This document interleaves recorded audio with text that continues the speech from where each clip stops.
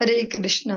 आज हम सभी श्रवण करेंगे श्रीमद् भागवतम के अंतर्गत तृतीय स्कंध और 30वां अध्याय 30 नंबर चैप्टर और इसमें 6 नंबर श्लोक 6वें श्लोक से आज हम प्रारंभ करने जा रहे हैं। ओम नमो भगवते वासुदेवाय। ओम नमो भगवते वासुदेवाय। ओम नमो भगवते वासुदेवाय। जो प्रसंग हम श्रवण कर रहे हैं, एक बार उसको फिर से रिमाइंड करते चले, इस पर ध्यान देते चले। भगवान कपिल अपनी माता देवहूति को सांख्य दर्शन का उपदेश करने के पश्चात उनके ही निवेदन पर अब भक्ति योग की शिक्षा दे रहे हैं, व्यवहारिक भक्ति योग की शिक्षा, जिसके अंतर्गत हम ये सब श्रवण कर रहे हैं। कल जो हमने श्रवण किया उसमें अगर उसको हम रिवाइज करते चले तो भगवान जीवों की स्थिति बता रहे हैं जो भौतिकता में ही जिन्हें आनंद आता है।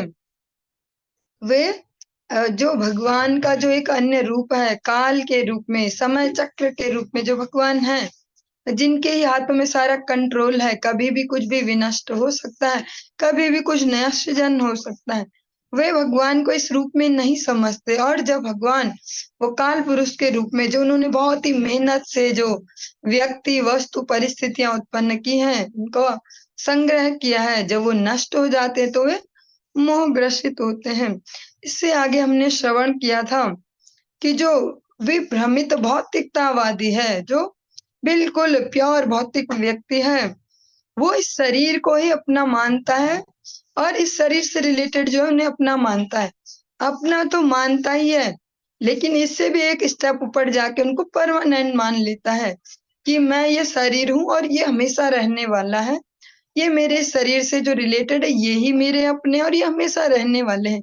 इसीलिए देखते हैं कि वो रात दिन एक करके या खून पसीना एक करके जो जो भी ऐसे डायलॉग्स बोले जाते हैं अथक परिश्रम के लिए, वो सब करके भी अपने शरीर की रक्षा में लगा रहता है रात दिन। और जो शरीर से रिलेटेड जो कुछ भी है, घर जमीन संपत्ति परिवार, और वो अज्ञान के कारण, भगवत चेतना से विमुख होने के कारण, भगवत राज्य से भगवत राज्य से संबंधित जो ज्ञान है, जिसको भगवान राज्य विद्या कहकर उच्चारण करते हैं श्रीमद् भगवत गीता में, राज्य विद्या राज्य गुह्यम, जब वो इसके जीवन में नहीं होती वो राज्य विद्या, और वो फिर अज्ञान ग्रसित होकर इस सबको परमानेंट मानता है। जबकि भगवान ने स्पष्ट 2 जगह भगवत गीता में उल्लेख किया है, अनित्यम असुखम लोके, एक जगह कहते हैं नित्यम असुखम लोके, और दूसरी जगह भगवान कहते हैं अशाश्वतो दुखालयम, 2 जगह इस प्रकार से कहते हैं। लेकिन भगवान के इस दिव्य ज्ञान से जो दूर रहता है, ज्ञान में रहता है, इसको अगर दूसरे एंगल से समझे, श्रीमन महाप्रभु श्री राधा कृष्ण मिलित तनु श्री चैतन्य महाप्रभु अपने शिक्षाष्टकम में अपनी सारी शिक्षाओं को केवल 8 श्लोकों में ऐसे निचोड़ के संकलित करके, जैसा हम हिंदी में सुनते हैं लोकोक्तियां इस प्रकार से कि गागर में सागर भरना, ऐसे ही भगवान ने प्रत्यक्ष किया। 8 श्लोकों में सारे आध्यात्मिक जीवन को इकट्ठा करके दे दिया कि आपके पास कम समय होगा, कम जगह होगी, कम बुद्धि होगी, तो बहुत है आपके लिए 8। इसमें हम श्रवण करते विद्यावधु जीवनम। आप सब जब व्याम कीर्तन भी करते कार्तिक मास में तो कहते हैं विद्यावधु जीवनम, विशुद्ध विद्या वधु जीवनम। जो श्री हरि नाम है, भगवान का पवित्र नाम है, दिव्य नाम है, वो विशुद्ध विद्या का जीवन है। जब उस नाम के लिए हमारे जीवन में स्थान नहीं होगा, उस नाम के प्रति समर्पण नहीं होगा, तो विशुद्ध विद्या भी नहीं आ पाएगी। तो क्या आएगी? जो उसका अपोजिट, अविद्या।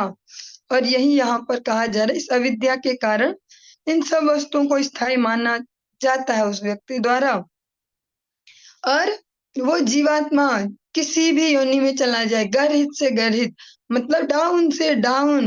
एग्जाम्पल यहाँ पर लिया था हमने जो देवराज इंद्र हैं उनका एग्जाम्पल यहाँ पर लिया गया था।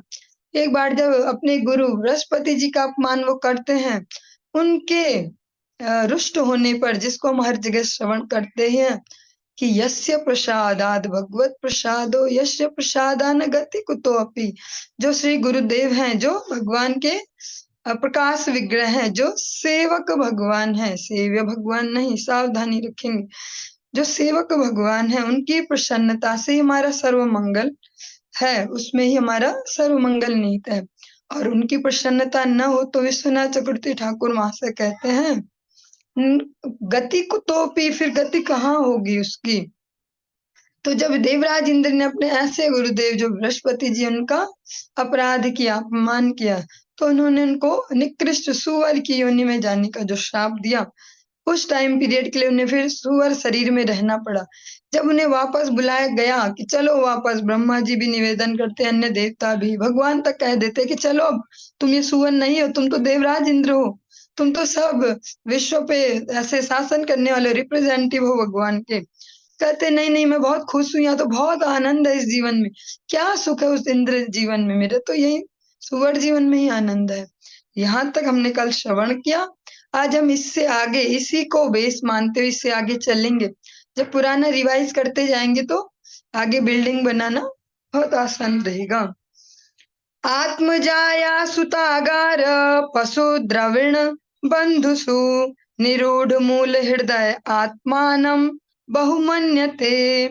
मनुष्य को अपने जीवन स्तर के प्रति इस प्रकार का संतोष अपने शरीर, पत्नी, घर, संतान, पशु, संपत्ति तथा मित्रों के प्रति प्रगाढ़ आकर्षण के कारण ही होता है। ऐसी संगति में बद्ध जीव अपने आप को पूर्ण रूप से सही मानता है।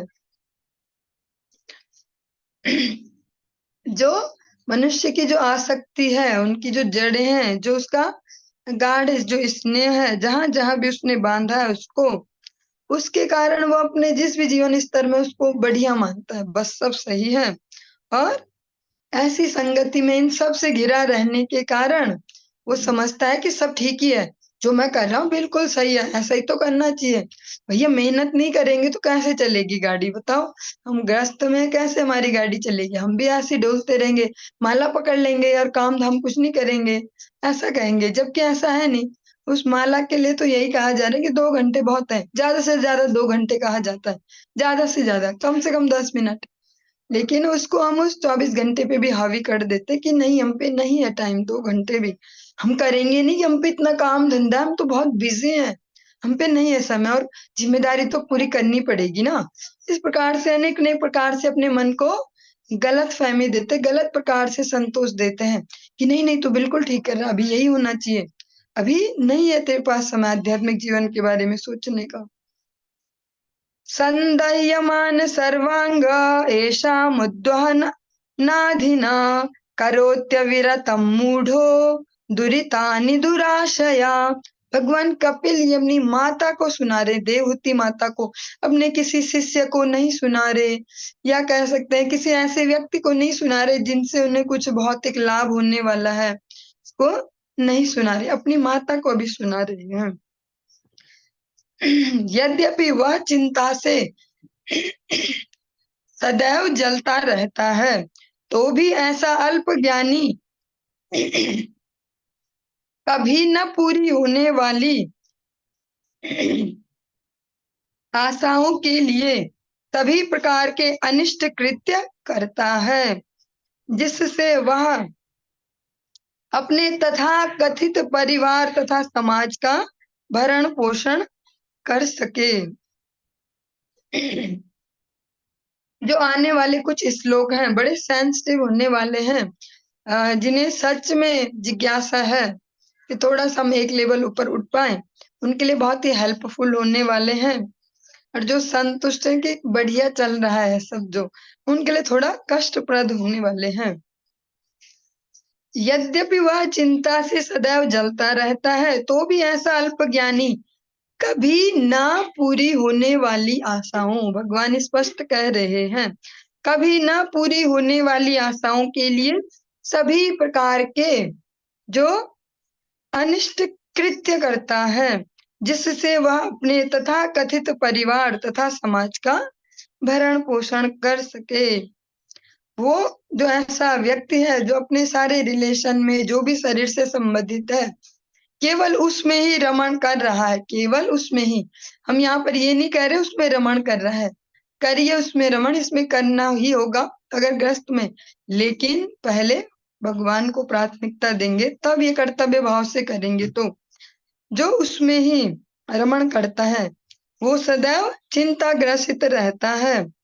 अब मैं थोड़ा सा ये कर लूं तो मुझे शांति पड़े, अब थोड़ा सा ये हो जाए तो चैन से मर सकूं, ऐसे ऐसे जो डायलॉग्स बोलते जाते हैं, वो उनके लिए ये स्पष्ट कह सकते हैं, उन्हीं विचारों पर ये भगवान का सीधा अटैक है। एक एज के बाद भी उसमें ही लगे रहते हैं रात दिन। प्रहलाद महाराज कहते हैं चरवित चर्वणाम, चबाए हुए कोई चबाते जा रहे हैं, कभी न पूरी होने वाली आशाएं। जिस प्रकार से आपने कुछ शेरों के माध्यम से ऐसा डायलॉग भी सुने होंगे कि जो इच्छा होती है वो कभी पूरी नहीं हो पाती है, बस हम मर जाएं पर फिर भी कुछ न कुछ अभिलाषा, मरते मरते भी आदमी कुछ न कुछ अभिलाषा करता है, इसका मतलब ये अभिलाषाएं नहीं मरी। और इन आशाओं की पूर्ति के लिए जो कभी न पूरी होंगी, वो अनिष्ट कृत्य भी करते रहता है, जो शास्त्रों के हिसाब से जिनका निषेध किया गया है, वो ऐसे कार्यों को भी कर देता है जिससे वो अपने परिवार, समाज, इनको उनका कुछ भला कर सके, सो कॉल्ड।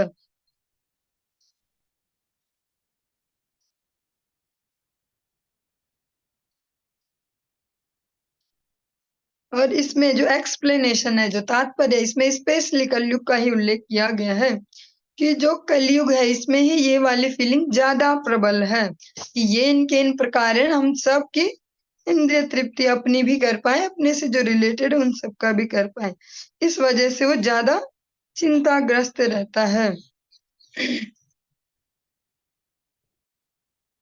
आक्षि आक्षिप्तात्मेन्द्रियः स्त्रीणामशतीनां च मायया रहो रचितयालापैः शिशूनां कलभाषिणाम्। वह उस स्त्री, यहाँ पर स्त्री पुरुष दोनों होगा, अगर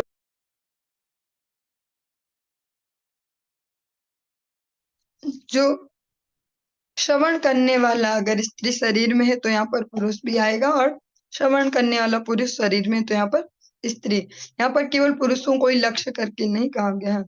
वह उस स्त्री को अपना हृदय तथा इंद्रियां दे बैठता है जो झूठे ही उसे माया से मोह लेती है।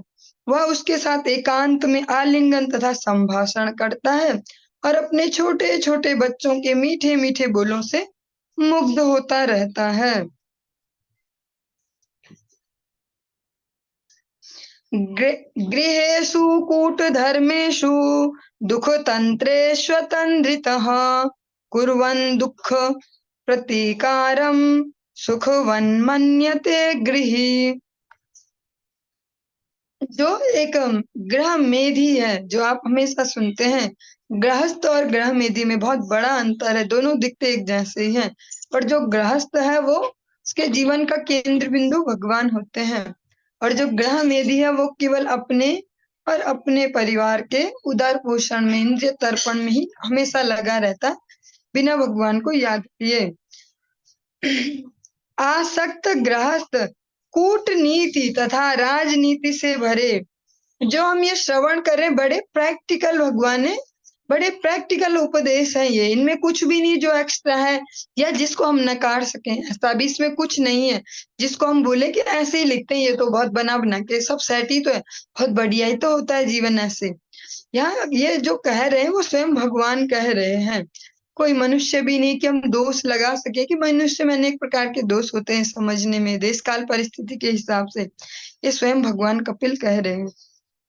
आसक्त गृहस्थ कूटनीति तथा राजनीति से भरे अपने पारिवारिक जीवन में रहा करता है।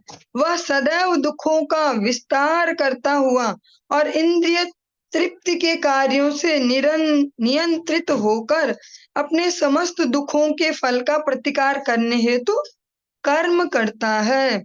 यदि वह इन दुखों का सफलता पूर्वक प्रतिकार कर सकता है तो वह अपने आप को सुखी मानता है। जो ये श्लोक है बहुत प्रैक्टिकल सा है, और जो इसका तात्पर्य है इसमें भी बहुत अच्छे से तात्पर्य दिया गया है एक एक्सपीरियंस्ड एक वैष्णव द्वारा।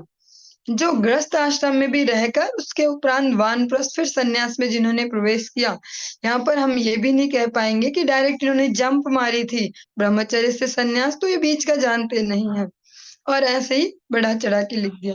वो प्रत्येक आश्रम को टच करते हुए आगे बढ़े, अतः बहुत ही प्रैक्टिकल इनकी जो एक्सप्लेनेशन वो भी बहुत सुंदर है। आसक्त ग्रस्त कूटनीति तथा राजनीति से भरे अपने पारिवारिक जीवन में रहा करता है। तो जो दिखाया जाता हमको मूवीज के थ्रू, जो हम देखते हैं बहुत ही सुखी परिवार, हैप्पी परिवार, ऐसा कुछ जो अवधारणा दिखाई जाती है वो है नहीं, इस जगत में हो नहीं सकती है। स्पष्ट भगवान कपिल ही अपनी माता से कह रहे हैं। आसक्त ग्रस्त कूटनीति और राजनीति से भरे अपने पारिवारिक जीवन में जो अनेक प्रकार के, हम सभी भी यहाँ पर जो सारे लोग हैं, हम में से कोई भी न वानप्रस्थी है न सन्यासी है और ब्रह्मचारी भी कोई है नहीं, सभी ग्रस्त में ही है अभी। तो सब इसको एक्सपीरियंस कर भी रहे होंगे और कर भी चुके होंगे कि जो ग्रस्त आश्रम है ऐसा नहीं है जैसा बाहर से सबको दिखाया जाता है। शादी ब्याह में सुंदर सज के जाते हैं, सबको दिखाते बहुत हैप्पी फैमिली, देखो बहुत अच्छे से सब सज धज के यहाँ पे खुद को प्रेजेंट कर रहे हैं। यहाँ पर स्पष्ट कहते हैं कूटनीति तथा राजनीति से भरे पारिवारिक जीवन में अनेक अनेक प्रकार की राजनीतियां कूटनीतियां चलती रहती हैं और इन सब के बीच में भी जो आसक्त ग्रस्त है वह सदैव दुखों का विस्तार करता हुआ, उसके दुख बढ़ते ही जाएंगे। यहाँ यहाँ ये ऐसा तो है नहीं जैसा दिखाया जाता है हैप्पी लाइफ हैप्पी फैमिली, एक वर्ड जो कहा जाता है, अपने उन दुखों का विस्तार करता हुआ इंद्रिय तृप्ति के कार्यों से नियंत्रित होते होकर, और फिर कह सकते हैं इतना यहाँ क्लेश है तो कोई छोड़ता क्यों नहीं है गृहस्थ को, क्योंकि वो उसमें जो छोटा छोटा जो थोड़ा थोड़ा शहद मिलता रहता है इंद्रिय तर्पणों का अनेक अनेक प्रकार का। आज हमारे घर में एक फंक्शन हुआ, बहुत मजा आया, आज तो बहुत ही मजा। तो वो मजा भी बोल रहा है कि नहीं, थोड़ी परेशानियां तो है पर कुछ मजा भी तो है। फिर कभी कोई सा मजा कभी कोई सा मजा, तो इंद्रिय तर्पण के कार्यों से वो रेगुलेट हो रहा है, नियंत्रित हो रहा है, वो छोड़ने नहीं देता उसको। कोई बहुत परेशान भी हो जाए अपनी फैमिली से, बहुत ही विपरीत परिस्थिति हो, फिर भी सोचेगा नहीं नहीं ये मेरे अपने ही तो है ना, कोई बात नहीं, परेशान भी करे, झेल लूंगा मैं ऐसे, झेल लूंगी मैं ऐसे। तो यहाँ पर छोड़ने का यहाँ पर छोड़ने का तात्पर्य वो नहीं कि छोड़ के भाग जाओ, भाग भी जाओ तो कहाँ भाग जाओ, शाश्वतो दुखालयम, भाग जाओ का मीन्स है भगवान की शरण लेना, भगवान की शेल्टर में जाना। अपने समस्त दुखों के फलों का प्रतिकार करने हेतु कर्म करता है, और जो भी वो कार्य कर रहा है, जो इंद्रिय तर्पण है, जो ये राजनीति है, कूटनीति है, इनके जो रिजल्ट आते हैं, और वो हमेशा वैसे तो नहीं आते जैसे हमें चाहिए, तो व्यक्ति उस फिर क्या प्रयास करता है कि जो रिजल्ट आए हैं उनका प्रतिकार कर सके, उनको हम नेग्लेक्ट कर सके, उनको हम चेंज कर सके। अच्छा कुछ ऐसा हो गया, अच्छा कुछ झगड़ा सा हो गया, तो अब सबके लिए कुछ ऐसा कर दो, कुछ ट्रीट दे दो, कुछ बढ़िया सा हो जाए, लो भाई तुम ये खाओ ये पियो, ऐसा ऐसा, सब खुश हो जाएंगे ऐसे। या हर बार कुछ नया प्रयास करेंगे ऐसे ऐसे, जो भी है वो फिर पूरा जोर लगाता हूँ ना, जो रिजल्ट आए हैं, जो फल आए हैं, उनका प्रतिकार कर सके। यदि वह इन दुखों का सफल, ये जो लाइन है ये बहुत ही सुंदर है, बढ़िया वाली लाइन है, लास्ट लाइन कंक्लूजन वाली। यदि वह इन दुखों का सफलता पूर्वक प्रतिकार कर सकता है तो वह अपने आप को सुखी मानता है। और इस जगत में जो भी व्यक्ति जो जितना ज्यादा कुटिल होगा, जो जितना कूटनीति राजनीति में दक्ष होगा, वही सफल माना जाएगा किसी भी फील्ड में, चाहे वो गृहस्थी का फील्ड है, कोई सा भी फील्ड। तो वह अपने आप को सुखी मानता। अगर वो तिकड़म भिड़ा के दिमाग चला के ये करके वो करके सब सेट हो गया बढ़िया, तो बोलेंगे हाँ देखो भैया लाइफ तो इनकी है, बहुत बढ़िया आदमी है, ये बहुत ही सफल है। लेकिन यहाँ पर जो हम एक्सप्लेनेशन श्रवण करते हैं इसमें बहुत अच्छे ढंग से स्पष्टता से दिया गया है। इस भौतिक जगत में सुख का अर्थ है, इस भौतिक जगत में जिसको सुख कहते हैं उसका क्या अर्थ है, दुखों के फलों का सफलता पूर्वक प्रतिकार करना, जो रिजल्ट आए हमारे कर्मों के उनको अच्छे से इधर उधर कर देना। यह भौतिक जगत ऐसा बनाया गया है, कैसा बनाया गया है, जब तक कोई चतुर कूटनीतिज्ञ न हो तो उसका जीवन असफल रहता है। जिसको चतुरता नहीं आती, जैसे हम यहाँ भी बोलते हैं स्मार्ट नहीं है ये, हाँ, ये चालाक नहीं है, इसमें दिमाग नहीं है, तेज दिमाग नहीं है, ये यहाँ पर कहा जा रहा है कोई चतुर कूटनीतिज्ञ न हो तो उसका जीवन असफल रहता है। डिजाइन ही ऐसे किया गया इस जगत को कि जो चतुर होंगे, जो चालाक होंगे, जो चतुरता, जिनमें कूटनीति राजनीति खूब अच्छे से जिनमें समझ होगी इसकी, वो ही सफल हो पाएंगे और उन्हीं को ही माना भी जाएगा। यही सब कुछ मानव समाज की बात छोड़ दे, निम्न पशुओं, पक्षियों, मधुमक्खियों का समाज, जो ये सारे हैं, इनमें भी यही है। भोजन, शयन और जो आपसी जो रिलेशन है नर मादा का, उसमें भी जो जितना अधिक चतुर है वो उतना अधिक सफल है। ये पशु पक्षियों पर भी यही फॉर्मूला अप्लाई हो रहा है। किंतु हमें यह सदैव स्मरण रखना चाहिए कि सारी कूटनीति तथा जीवन संघर्ष में पूर्ण बुद्धि के होते हुए भी फुल दिमाग है, हम पे बहुत ही हम एक्टिव हैं, बहुत ही माइंडेड है, 1 सेकंड में सॉल्यूशन निकाल लेता है व्यक्ति, हर प्रॉब्लम का सॉल्यूशन होता है ऐसे ऐसे।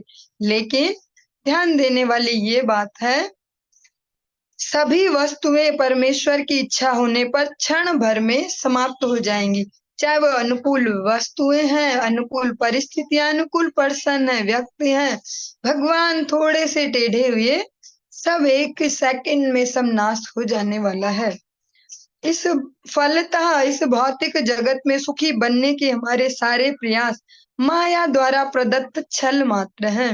हम तिकड़ा में भिड़ाए, कुछ राजनीति, कुछ छल नीति, कुछ कूटनीति, जो भी चल रहा है, फाइनली सब कुछ भगवान द्वारा कंट्रोल्ड है।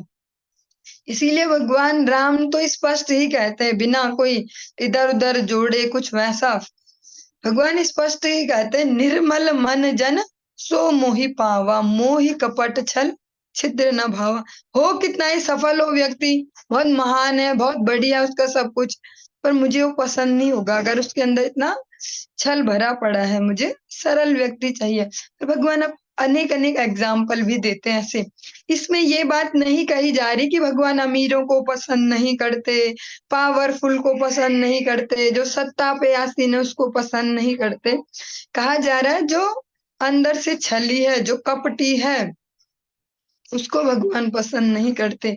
क्योंकि अगर हम एग्जाम्पल दें कि सबरी जी को भगवान मिले थे, केवट को भगवान मिले थे, वो बहुत सरल थे, तो ये मैसेज आएगा कि भैया गरीबों को ही भगवान मिलते हैं। लेकिन हम दूसरी ओर बहुत बड़े बड़े एग्जाम्पल भी देखेंगे सामाजिक स्तर पर, जैसे अर्जुन है, वे इतने बड़े योद्धा हैं, इतने बड़े राज परिवार के पुत्र हैं, भगवान उनको भी सुलभ हुए क्योंकि उनमें भी कपट नहीं था। राजा अम्बरीश को भगवान सुलभ हुए, भगवान ने राजा अम्बरीश के लिए सारे नियम बदल दिए। जब भगवान उनको बचाने पे आए तो भगवान ने ये नहीं देखा कि ये ग्रस्त है, ये तो अभी दूसरे ही आश्रम में, अभी तीसरे में भी नहीं पहुंचा, वानप्रस्थ में ये ग्रस्त में है, उस पर भी राजा है। जैसे श्रीमन महाप्रभु कहते हैं कि राजा का दर्शन मैं नहीं करूंगा, क्योंकि वो सन्यासी धर्म का पालन कर रहे थे, उसकी शिक्षा दे रहे। लेकिन भगवान नारायण इस प्रकार से भी नहीं कहते उनके लिए। राजा अम्बरीश के लिए भगवान ने सारे रूल रेगुलेशन चेंज कर दिए। जो ऋषि हैं, जो इतने तपस्वी हैं, जिनको दम्भ भी अपनी तपस्या कर करके दिखाते भी हैं, ऐसी झूठा दम्भ भी नहीं है, उनमें पावर भी है उतनी, ऐसे दुर्वासा ऋषि को भी भगवान एक किनारे कर देते हैं, वहां पर सारे नियम बदल देते हैं। वहां पर ब्रह्मा शंकर जैसे पावरफुल जो जो भगवान के रिप्रेजेंटेटिव हैं, जो इतने पावरफुल जीव हैं, उनकी भी नहीं चली। वो भी बोलते हैं सुदर्शन देव के आगे हम कुछ नहीं कर सकते, जाओ तुम, जिनके ये वेपन है, जिनके शस्त्र हैं, उन्हीं भगवान नारायण की शरण ग्रहण करो, हमारे पास मत आओ, अपने साथ हमें भी मरवाओगे। वहां पर हम देखते हैं भगवान, वहां पर ये भी नहीं हो रहा कि इतना बड़ा ये पावरफुल व्यक्ति, ना पैसे वाला, इतना इसका बड़ा ग्रस्त है, इसके इतने सारे संतान, ये वो, भगवान वहां पर ये नहीं देखते। भगवान ये देखते कि ये कपटी नहीं है, उन्होंने कपट नहीं किया। पारायण करते हुए भी जो द्वादशी व्रत, जो उनकी कथा है, सभी को श्रवण होगी, वहां पर भी कपट नहीं किया, केवल चरणामृत, और वो भी 1 चम्मच भी नहीं, थोड़ा 2-4 बूंद, उससे बस पारायण किया, एकादशी रक्षा हो जाए। लेकिन वहां पर भगवान बस यही देखते कि कपटी नहीं है। तो जितना, अगर हम भी यही सोचते हैं कि जितना हम चतुर बनते जाएंगे हमारी भी लाइफ सेट हो जाएगी, बहुत हो गया सीधा बन के, बहुत देख लिया, सब ऐसे ही है, तो ऐसा नहीं है, क्योंकि फाइनली सब भगवान के ही कंट्रोल में है। कितने छल से कोई कितना ही कुछ साम्राज्य इकट्ठा कर ले, भगवान थोड़े से टेढ़े हो जाते हैं तो एक सेकंड में, सेकंड भी बहुत बड़ा समय हो जाता है, सेकंड के भी बहुत सूक्ष्म हिस्से में सब ध्वस्त हो जाता है। अर्थैराप अर्थैरापादितैर्गुर्व्या हिंसये तस्ततश्च तान् पुष्णाति येषां पोषेण शेषभुग्यात्यधः स्वयं। वह इधर उधर हिंसा करके धन प्राप्त करता है, और यद्यपि वह इसे अपने परिवार के भरण पोषण में लगाता है, किंतु स्वयं इस प्रकार से खरीदे भोजन का अल्पांश ही ग्रहण करता है। इस प्रकार वह उन लोगों के लिए नरक जाता है जिनके लिए उसने अवैध ढंग से धन कमाया था। ये तो इससे भी ज्यादा सेंसिटिव श्लोक है जितने हम श्रवण कर चुके हैं। बहुत ही सुंदर तरीके से भगवान कपिल स्पष्ट कर रहे हैं जीवों की जो स्थिति है। ऐसा नहीं है कि बहुत अच्छे अच्छे से आध्यात्मिक प्रवचन किए, हम एक जीवात्मा है, हम शरीर नहीं है, भगवान ही हमारे नित्य स्वामी, हमें भगवत भजन करना चाहिए, इतना नहीं कह रहे हैं, उसको प्रैक्टिकली एक्सप्लेन भी कर रहे हैं। हमारे बिल्कुल जीवन को टच करते करते, जीवन के अंदर घुसकर ही, टच भी नहीं, घुसकर उसको भगवान बहुत अच्छे से एक्सप्लेन कर रहे हैं। यहाँ पर बहुत ही अपर स्टैंडर्ड का एग्जाम्पल दिया गया, बाकी नीचे वाले हम समझ पाएंगे खुद ही। जैसे हम देखते हैं कि कोई चोर है या कोई गलत कार्य भी कर रहा है, या कह सकते हैं जो दिखने में सही काम है कि नौकरी कर रहा है, कोई व्यापार कर रहा है, पर उसमें भी जाकर वो कुछ न कुछ गलत भी कर लेता है कि थोड़ा सा मैं इधर हेर-फेर करूँगा तो मुझे, अगर मैंने अपने बॉस से कुछ ऐसा हेरा-फेरी, कुछ ऐसा कर ली तो ₹1000 बन जाएँगे मेरे। कोई बात नहीं, थोड़ा-सा दिमाग चला के ₹1000 एक्स्ट्रा मिल रहे तो क्या गड़बड़ है, ऐसा। या यहाँ पे तो एक्सट्रीम चोर का ही एग्ज़ाम्पल दिया गया है लगभग। या कोई मर्डरर बोल सकते हैं, या कोई इस प्रकार से जीव हिंसा करता हो, जो डायरेक्ट ही मांस बेचकर जो धन कमा रहा हो, ऐसा कुछ अनेक-अनेक एग्ज़ाम्पल हो सकते हैं, वो आप सब अपने-अपने हिसाब से फिट कर सकते हैं। वह इधर-उधर से कैसे भी करके धन प्राप्त करता, कैसे भी, और पूरे परिवार को लगा इसको बस बढ़िया गाड़ी भी दिलानी, घर वालों को, बच्चों को अच्छे स्कूल भी भेजो, हमने ही तो नहीं देखी, इनको दिखाओ बढ़िया स्कूल, इनका ये भी करो, इनका वो भी करो, ऐसे कुछ उल्टा-पुल्टा ऐसे करके जैसे-तैसे भी। कई ऑफिसर हैं जो बहुत अच्छी-अच्छी जॉब पर हैं, फिर भी वही लालच नहीं छोड़ पाते एक्स्ट्रा इनकम का, कि भैया सरकार तो दे ही रही है, फिर भी थोड़ा-सा दिमाग चलाएँगे इधर-उधर। तो फिर हम बार-बार देखते हैं कि आज वो पकड़े गए, आज वो पकड़े गए, इतने बड़े-बड़े ऑफिसर। तो क्या कमी है उनके पास ऐसे? अगर वो ठीक से चलेंगे तो हो जाएगा। लेकिन जो ये लालच है एक्स्ट्रा इंद्रिय तर्पण का, एक्स्ट्रा अपने से संबंधित जो है उन्हें सुख देने का, उन्हें सुख दूँगा तो मुझे चैन से रहने देंगे, फाइनली तो यही है। उसके चक्कर में अनेक-अनेक कार्य करते हैं, और खाते समय कितना खाता है वो व्यक्ति, जो ऐसा गोल-मोल करके कहीं-कहीं से कमा के लाया। अधिकतर ऐसे व्यक्ति खा भी नहीं पाते। इस जगत में भी अगर हम प्रैक्टिकली देखें तो जो ऐसे लोग होते हैं गोल-मोल वाले, वो खा भी नहीं पाते होंगे ज़्यादा। उनकी पाचन क्रियाएँ या ऐसा कुछ न कुछ इफ़ेक्टेड रहेगा। और फिर भी अगर ठीक भी है शरीर तो वो कितना खाएँगे? उसका एक हिस्सा छोटा-सा, बाकी सब घर वाले खाएँगे। और कई बार पूरा भी नहीं होगा, उस व्यक्ति के लिए बोलेगा चलो बच्चों को ही दे दो, छोड़ो। बच्चे बोल रहे हैं कि 1 पीस मुझे और चाहिए थोड़ा, दे दो, छोड़ो कोई बात नहीं। ऐसे-ऐसे करके भी इस स्तर पे जाके उसको तो यही लग रहा है, मैं बहुत बढ़िया काम कर रहा हूँ, मैं तो भगवान ही हूँ इनका। ये तो मुझे इतना ही प्रेम करते हैं कि बस मुझ पर ही डिपेंड है बेचारे। और इस प्रकार वह उन लोगों के लिए नरक जाता है, जिनके लिए वो अवैध ढंग से धन कमाता है। और फिर नरक तो उसको जाना ही है, वहाँ पर ये नहीं देखा जाएगा लेखा-जोखा करते हुए, कितना प्रेम था इसके अपने परिवार से, इस पे ज़िम्मेदारी थी भैया इतने लोगों की, तब जाके इसने गोलमोल किया। वहाँ तो यही बोला जाएगा कि भैया इसने ये किया, इसका ये रिज़ल्ट है। और इस जगत में भी अगर देखें, नरक तो एक फाइनल वाला जो रिज़ल्ट हो गया। इस जगत में भी हम देखते हैं अनेक-अनेक ऑफ़िसर, बदनामी अलग होती है, जेल अलग जाते हैं, सब जगह ऐसा-ऐसा सब चलता है। उसमें झेलता कौन है? क्या परिवार वाले? या सारे फैमिली मेंबर का नाम आता है? इसकी पत्नी का नाम ये है, इसका पति है ये, जिसने ये घूस खाई है, या इसने ये गड़बड़ किया है, ये इस इसकी पत्नी का नाम ये, इसके बेटे का नाम ये, इसकी बेटी का नाम ये, इसकी माँ का नाम ये, ऐसा तो नहीं आता। उस व्यक्ति का ही डिफेम भी होता है, और जेल भी वही जाएगा, वहां भोगेगा भी वही। उसके जाने के बाद घर वाले अपना तो कर ही लेंगे कुछ ना कुछ, क्योंकि सबको बुद्धि दी है भगवान ने अपना अपना करने का। तो वो ये भी नहीं बोलेंगे घर वाले, ये भी डिमांड नहीं करेंगे उसके प्रेम से भर के, इसने इतने सालों तक इतनी मेहनत से रात दिन एक करके गधों जैसे कुत्तों जैसे मेहनत करके हमारे लिए तो क्या। नहीं नहीं नहीं नहीं, सर हमें भी जेल भेज दो, अब इनके साथ ही हमें भी जेल भेजो, ना पत्नी कहेगी, ना बच्चे कहेंगे, ना जो भी उस पे आश्रित अन्य, कोई नहीं कहेगा, एक भी सिंगल व्यक्ति भी कि मुझे भी इसके साथ जेल भेजो। या फाइनली जब नरक की बात आएगी वहां भी कोई नहीं कहेगा हमें भी बराबर का हिस्सा दो इसका, हमने भी तो खाया इसका कमाया, हम भी बराबर के हकदार है सजा के, कोई नहीं कहेगा।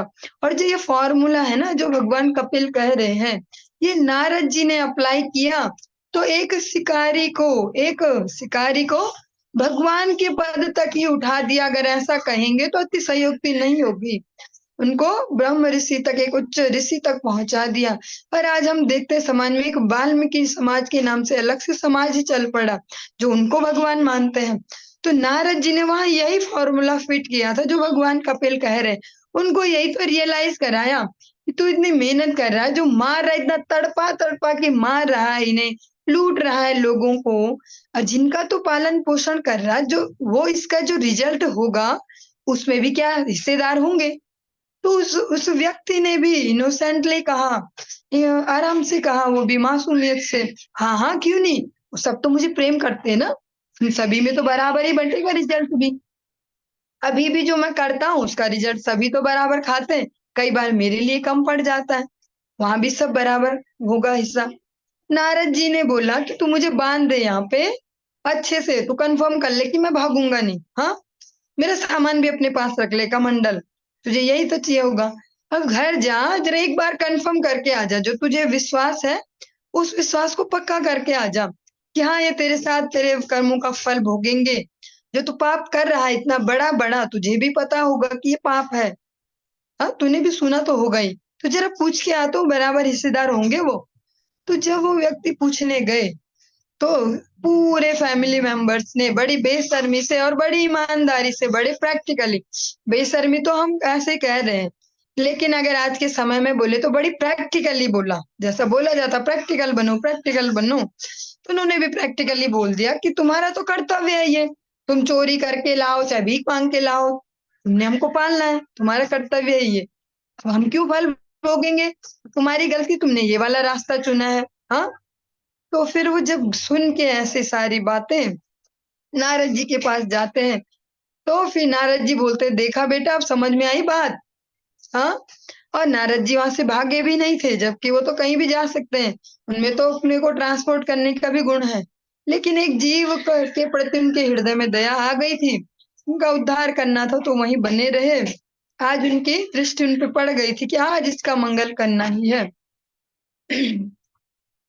तब जाके उन्होंने बोला, बेटा एक तो यही एंगल है समझने का कि ठीक ही तो बोल रहे हैं ये, मैंने ही तो गलती की है कि मैं चोरी करता हूँ, मैं लोगों को मारता हूँ, ये बिल्कुल ठीक बोल रहे हैं, मुझे तो मेहनत करनी चाहिए थी, पत्थर तोड़ने चाहिए थे, फिर पेट पालता। एक ये एंगल था सोचने का जो हम सभी अप्लाई करते हैं अधिकतर।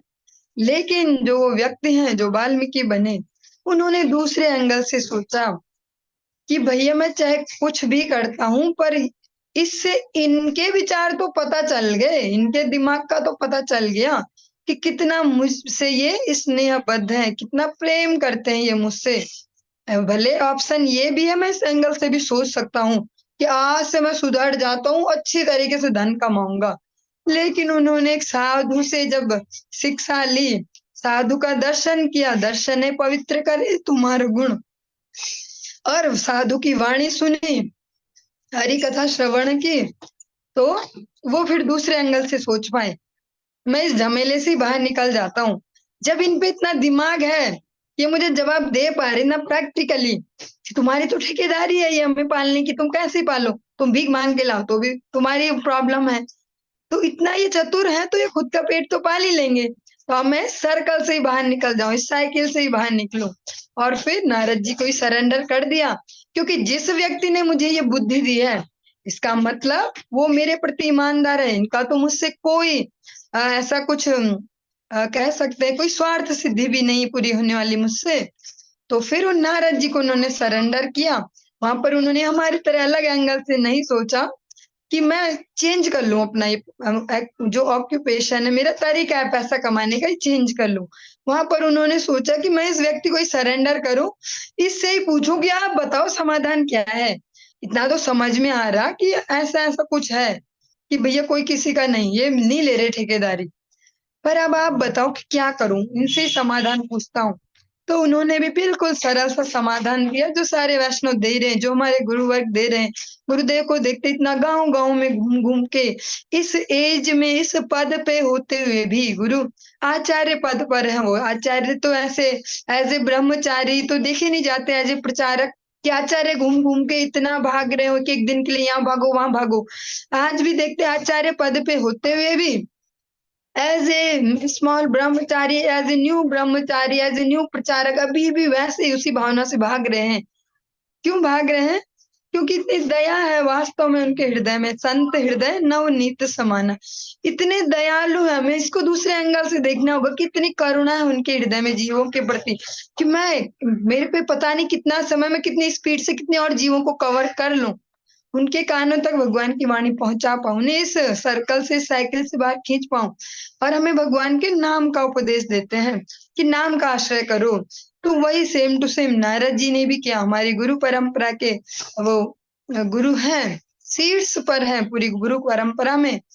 तो उन्होंने भी यही किया, उनको नाम का उपदेश दिया। कहा तुझे कुछ नहीं करना भी एक्साइटिंग, तुझे बाबा जी नहीं बना रहा, तुझे अपने आश्रम में नहीं ले जा रहा, तुझे कुछ नहीं कर रहा, बस तू अब यहीं बैठ चैन से और तू नाम जप कर। तो नाम जप कर, तो नाम तो मेरे बस का नहीं है। तो फिर तू राम बोल, चल तू पूरा मंत्र मत बोल, तू हरे कृष्णा हरे राम कुछ मत बोल, तू राम ही बोल ले, बहुत सरल है, चल बोलो। तो राम भी नहीं बोला जा रहा, क्यों? क्योंकि हम बार बार श्रवण करते हैं और दिन में 3 बार उच्चारण भी करते होंगे आप सभी भी। महाप्रसादे गोविंद नाम ब्राह्मणी वैष्णवे स्वल्प पुण्यवताम राजन विश्वासो नैव जायते। और ये प्रैक्टिकल है, ये हर युग में प्रैक्टिकल है, ये फॉर्मूला महाभारत से संकलित है श्लोक, हर युग में प्रैक्टिकल है। हम अपने जीवन में भी गुरुदेव के जो ये सेवा कार्य है इसमें भी प्रैक्टिकल यहाँ से एक्सपीरियंस लेते हैं। अगर बात करें तो बहुत ही क्लोज रिलेशन में है कोई माता जी हमारे, उन्होंने बहुत ही ऑनेस्टली ईमानदारी से बोला मुझे प्रैक्टिकली, वहां पर मैं समझ पाई कि कैसे हो रहा है। उन्होंने प्रैक्टिकली बोला कि मैं इसको कर नहीं पाती, मैं माला में इसको कर नहीं पाऊंगी, मैं बैठ के इसको कर ही नहीं पाती, मुझसे होता ही नहीं है। जबकि वो बहुत अच्छे विचारों वाले हैं, कुछ ऐसा अभक्ष्य भी नहीं खा रही हैं, एकादशी पालन भी शुरू कर दिया, पर उन्होंने भी बोला कि मुझसे नहीं हो पा रहा, मैं बोल नहीं पाती, ऐसे कर लूंगी कीर्तन और सारे कर लूंगी, भी मंत्र ऐसे सिंसियरली जप नहीं हो पाता मेरे से। तो इन्होंने भी यही कहा जो वो सिखा रही है नारद जी को, क्योंकि वो तो बहुत सारी इतनी हिंसा कर चुकने के बाद जो चेतना है वो बहुत ही कह सकते हैं वज्र जैसी दृढ़ हो गई है। जैसे हम श्रवण भी करते हैं, हमारे गुरुदेव के जो सन्यास गुरुदेव हैं नित्य लीला पुरुष श्री भक्ति कुमुद संत गोसाई महाराज, वो जब अपने गुरुदेव के लिए वंदना लिखते हैं तो बहुत ऑनेस्टली कहते हैं, असा तेरा संग था किया सताता, चित्त हाला वज्र प्राय, चित्त हाला वज्र प्राय। जो बुरी संगति है, जो असत संग है, उसको करने के बाद, उसको करने से मेरा चित्त जो है वो वज्र जैसा कठोर हो गया है। इतना मजबूत, इतना स्ट्रांग जो अस्त्र है, अब इंद्र का वज्र जो सबसे ज्यादा स्ट्रांग है, ऐसे ही मेरा जो हृदय है वो भी हो गया है स्ट्रांग। किसके प्रति हो गया है? वो भगवान नाम के प्रति, गुरु वैष्णव के समर्पण के प्रति स्ट्रांग हो गया। वो उसके प्रति उसमें ऐसी स्ट्रांगनेस आ गई कि उसमें घुस नहीं सकती हरि कथा, भगवान नाम उसमें घुस नहीं पा रहा, इतना मजबूत हो गया मेरा हृदय। तो यही यहाँ पर भी वो कहते हैं कि मेरे से नहीं बोला जा रहा, राम भी सारा महामंत्र उनके लिए। जो नारद जी, हम जब भी सुनते नाम की महिमा तो उल्लेख करते कि नारद जी ने बोला है ये, हरे नाम हरे नाम हरे नाम एव केवलम कलो नास्ते व गतिरन्यथा। नारद जी इस महामंत्र को भी देते हैं, हम ये स्पष्ट बोलते हैं, हाँ नाम महिमा में सुनते भी हैं। वही नारद जी ने उनके लिए महामंत्र को भी शॉर्ट करके केवल एक राम शब्द पे बोल दिया कि लो तुम राम ही बोलो, बहुत है तेरे लिए इतना ही बेटा, मैं बोल रहा हूँ बस, मेरी गारंटी है तू राम ही बोल ले। पर वहां राम भी नहीं बोला जा रहा, क्योंकि स्वल्प पुण्यवताम राजन विश्वासो न जायते। तो हम अपने जीवन में अपने आसपास जो भी हमारे हैं उनके जीवन में भी ये प्रैक्टिकली देख सकते हैं। जब हम कहीं गलत संगति में हैं, कहीं गलत जगह अपने समय को इन्वेस्ट कर रहे हैं, अपनी बुद्धि को इन्वेस्ट कर रहे हैं, तो नाम जप में रुचि कम हो जाती है। इसीलिए कुछ लोग चाह कर भी नहीं कर पाते।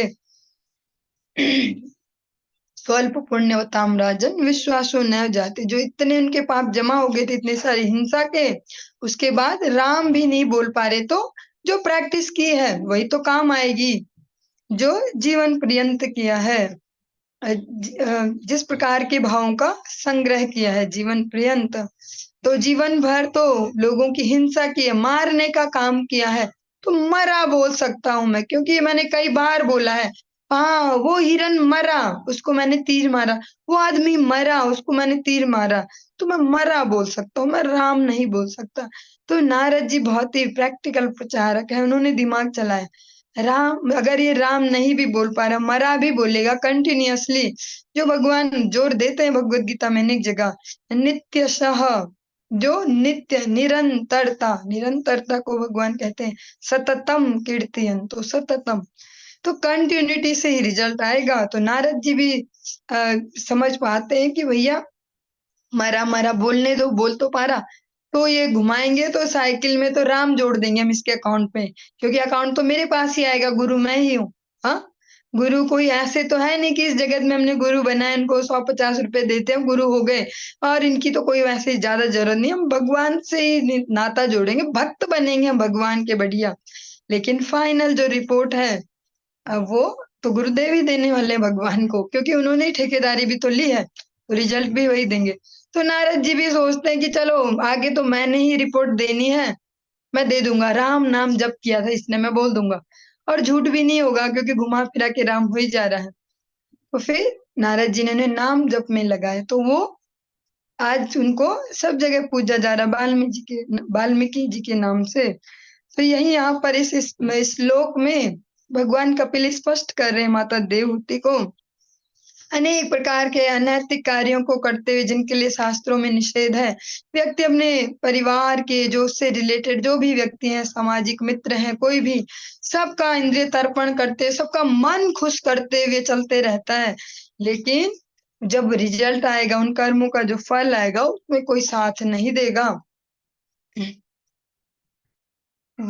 वार्तायां लुप्यमानायां आरब्धायां पुनः पुनः लोभाभिभूतो निह सत्वः परार्थे कुरुते स्पृहाम्। जब उसे अपनी जीविका के प्रतिकूल फल मिलते हैं तो वह बारंबार अपने आप को सुधारने का यत्न करता है, किंतु जब उसके समस्त प्रयास असफल रहते हैं और वह विनष्ट हो जाता है, तो अत्यंत लोभवश वह अन्य व्यक्तियों का धन स्वीकार करता है। ये भी बहुत ज्यादा सेंसिटिव श्लोक है। जब कोई कर रहा हो किसी भी कार्यों के लिए, जो भी वो काम कर रहा हो, जॉब हो, बिजनेस हो, कुछ भी जो भी करता हो, जब उसमें बार उसको असफलता मिलती है, तो वो सोचता है कि भैया देखें हम भी अपनी स्किल्स को इम्प्रूव करें।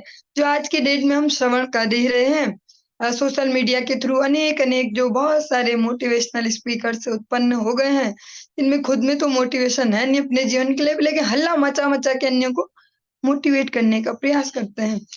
वो बहुत ही अच्छे प्रकार से कहते हैं कि सुधारो अपने स्किल्स को, सुधारो, काम करो अपनी स्किल्स पे, नया जमाना आ रहा है तो फटाफट उसके साथ साथ दौड़ो और स्किल इम्प्रूव करो, तो आप बहुत सारे पैसे कमा पाएंगे। यही यहाँ पर भी कहा जा रहा है कि स्किल इम्प्रूव करने के लिए फिर प्रयास करता है, और अगर फिर भी नहीं हो पाता तो फिर वो दूसरे एंगल से प्रयास करता है। अब वो अनेक अनेक प्रकार से दूसरों का धन हरण करने का प्रयास करता है या दूसरों के धन को स्वीकार करता है। इसमें ये भी हो सकता है कि गलत तरीकों से करता है, कभी चोरी करता है या कुछ ऐसे घूसखोरी, या कह सकते हैं छुपा के किसी का धन लेना, हेरा फेरी। इसमें एक दूसरा एंगल भी हो सकता है, दूसरों के आगे समर्पण करके जी हजूरी करके ऐसा इस प्रकार से धन प्राप्त करता है। दोनों ही एंगल से इसको देख सकते हैं। वो अन्यों का धन स्वीकार करता है।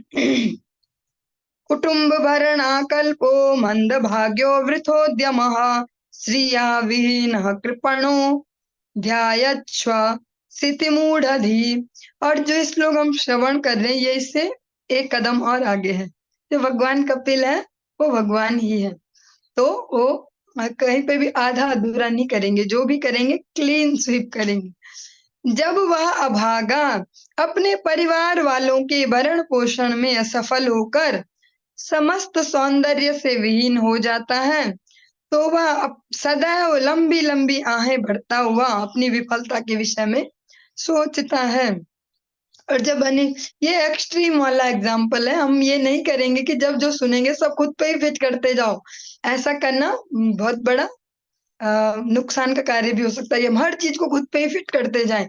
जहीं किसी ने बीमारी के कुछ लक्षण सुना है, हम खुद पे ही करने लग जाएं। हाँ, मुझे भी तो ऐसा कुछ हो रहा है, खांसी भी हो रही है, ऐसा भी हो रहा है, कोरोना हो गया बस मुझे भी। ऐसा नहीं, हर चीज को खुद पे ही फिट नहीं करेंगे। कुछ चीजों को धैर्य से वो श्रवण करेंगे क्योंकि जहां पे उन्हें सही से फिट करना होगा भगवान दिमाग दे देंगे। जब वह अभागा अपने परिवार वालों के भरण पोषण में असफल होकर समस्त सौंदर्य से विहीन हो जाता है।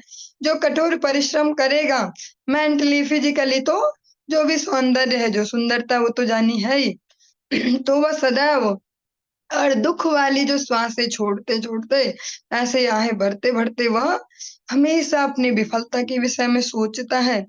ये अनेक प्रकार से है, जैसे ये जो कह सकते हैं जो प्रोफेशनल फील्ड्स हैं, धन कमाने के साधन, वहां भी अप्लाई हो सकता है और जीवन में भी अप्लाई हो सकता है।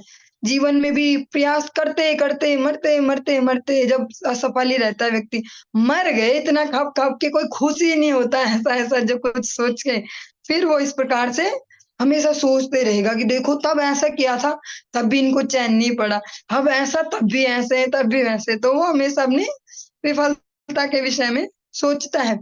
और ध्यान में ये रखें, जब हम ये श्रवण कर रहे हैं, ये उनको कहा जा रहा है, उस जीव की स्थिति भगवान बता रहे हैं जो भगवत चेतना की ओर, जो आध्यात्मिक जीवन की ओर अग्रसर नहीं है, जो गुरु वैष्णव के अनुगत्य में नहीं है। ये उनकी स्थिति बताई जा रही है। तो ये ना हो जाए कि कुछ भक्त भी खुद को इनमें फिट करना शुरू कर दें और हरिनाम करते हुए भी डिप्रेशन में चले जाए तो ये उनकी स्थिति है जो जिन्होंने नाम जप का आश्रय नहीं लिया गुरु वैष्णव के आश्रय में एवं स्वभरणाकल्पं तत्कलत्रादयस्तथा नाद्रियन्ते यथा पूर्वं कीनाशा इव गोचरम्। उसे अपने पालन पोषण में असमर्थ देखकर, ये थोड़ा उससे 1000 कदम आगे, कदम आगे नहीं है ये श्लोक, ये थोड़ा और एक्सट्रीम लेवल का हो गया, इससे एक्सट्रीम मुश्किल है कुछ। उसे अपने पालन पोषण में असमर्थ देखकर उसकी पत्नी तथा अन्य लोग उसे उसी प्रकार पहले जैसा सम्मान प्रदान नहीं करते, जिस प्रकार कंजूस किसान अपने बूढ़े तथा थके बैलों के साथ पहले जैसा व्यवहार नहीं करता। यहाँ पर भगवान ने फाइनल वाले निचोड़ की ओर जा रहे हैं। जैसे जीवन में देखा भी जाता है, व्यक्ति बहुत संघर्ष करते करते, और अगर वो आध्यात्मिक चेतना से भावित नहीं होता है, भगवत भावना में भावित नहीं होता है, तो यही मनुष्य जीवन में भी देखा जाता है। कितना ही ज्यादा धनी व्यक्ति हो या किसी लेवल पर भी देख सकते हैं, ये निराशा अवश्य आती ही आती है लेकिन जिसके पास कुछ भी ना हो इस प्रकार का, वहां ज्यादा देखने में आती है कि जो अन्य सदस्य हैं उसके जीवन के, चाहे उसके मित्र हो चाहे परिवारजन हो, जब उसको देखते हैं कि भैया ये अब अपने काम का नहीं है, ज्यादा फ्रूटफुल, ज्यादा बेनिफिशियल नहीं है, तो सब इग्नोर मारते हैं। कैसे इग्नोर मारते हैं? जैसे कोई किसान हो जो कंजूस है, यहाँ पर भगवान ने साथ में कंजूस किसान कहा है, कृपण। वो क्या करता है, कोई जो उसके पास बैल है, जिसने बहुत सालों तक उसके लिए बहुत मेहनत से हल चलाया है, अब वो जब बूढ़ा हो गया और थक चुका है, उसमें एनर्जी नहीं बची, उसके साथ जैसा बिहेव करता है, किनारे फेंक देता है, कभी दे रहा खाने को नहीं दे रहा, सोचता है कि ये निपट ही जाए तो ठीक ही था, कहीं भाग जाता, जंगल चला जाता, इधर उधर कहीं जाता चरने और वापस ना आता, ऐसा ऐसा। तो ऐसा ही बिल्कुल मनुष्य के साथ भी होता है, क्योंकि भगवान ने बहुत चुन के ढूंढ के एग्जाम्पल निकाला है। क्योंकि जो एक बैल है, वो जिनको धर्म का भी रिप्रेजेंटेटिव माना जाता है, वो निस्वार्थ रूप से कितने अपने पूरे यौवन में, पूरे स्वास्थ्य, जो उसका स्वस्थ वाली अवस्था, उसको ईमानदारी से अपने स्वामी के प्रति समर्पित करता है। लेकिन जो कृपण हो, वो जो ऐसा किसान, वो उसके सब उपकारों को भूल के उसको छोड़ देता है, सोचता है कहीं बाघ ही खा जाता है इसको तो ठीक ही था, कहीं चला जाता और वापस नहीं आता तो ठीक ही था। ऐसा ही जीवन में भी होता है। तो फिर उपाय क्या होगा? एक्सप्लेनेशन में इसका उपाय भी सुंदर सा दिया गया है। मनुष्य को चाहिए कि अपने आप को भगवान की सेवा में लगा दे, जिससे कि भगवान उसका भार अपने ऊपर ले सके, और इस प्रकार वह मनुष्य अपने तथाकथित स्वजनों से उपेक्षित न हो। और साथ में बहुत ही प्रैक्टिकल एक सॉल्यूशन और भी दिया गया है कि व्यक्ति के लिए बहुत ज्यादा, अगर समझे, एक प्रैक्टिकल सुझाव कि जब तक उसमें थोड़ी जान है, तो वो भगवत चेतना में अपने जीवन को लगाए, समझे क्या है ये आध्यात्मिक जीवन, ताकि जो सो कॉल्ड उसके जो रिलेशन है, कोई से भी रिलेशन है, कोई भी संबंध है, उनके द्वारा वो फील ना कर पाए उपेक्षित वाला। क्योंकि अगर वो भगवान को अटेंशन दे रहा है, तो उसको अटेंशन लेस कभी फील नहीं होगा। हम बहुत ईमानदारी से श्रवण करेंगे, जो भी वस्तु हम भगवान को देते हैं, वो हमको अवश्य मिलती है। ये यथा माम प्रपद्यन्ते तांस तथैव भजाम्यहम्। अगर कुछ भी अभाव है हमारे जीवन में, तो उसको हम भगवान को नहीं दे रहे, इसका मतलब। तो अटेंशन भी है, जहाँ तक सबको अटेंशन ही तो चाहिए, तो जो भगवान को अटेंशन देगा तो कमी नहीं होगी उस पे भी। चलिए, आज के लिए वैसे इतना काफी होगा। इससे आगे बढ़ेंगे तो और ज्यादा हो जाएगा, ओवर हो जाएगा, ओवरडोज हो जाएगा एक ही दिन में। आगे हम कल कंटिन्यू करेंगे। हरे कृष्णा।